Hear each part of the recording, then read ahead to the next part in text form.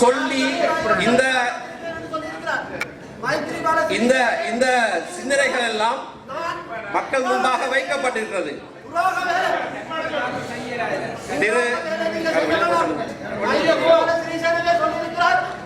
திரு தேவராஜுக்கு இந்த கருத்தை சொல்ல உரிமை இருக்குமாக இருந்தால் முழுமையாக எங்களுடைய மக்களுடைய ஆதரவோடு மஹிந்த ராஜபக்சவை அதிகாரத்திலிருந்து இறக்கின அந்த பெருமையோடு என்னுடைய கருத்தை சொல்வதற்கு எனக்கு குறித்தில்லையா?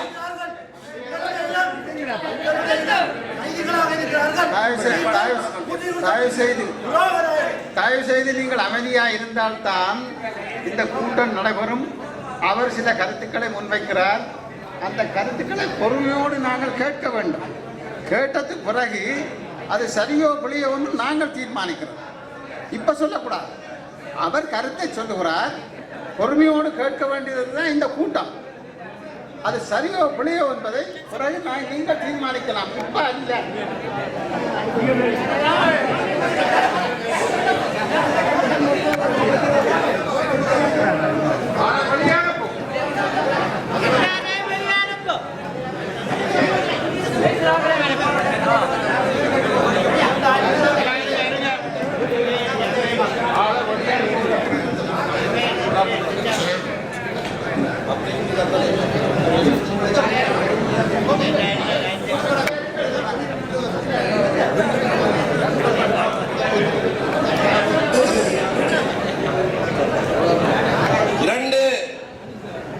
இரண்டு தெரிவுகள் மக்களுக்கு முன்பாக வைக்கப்பட்டது என்பதை நான் ஆரம்பத்திலே சொன்னேன்.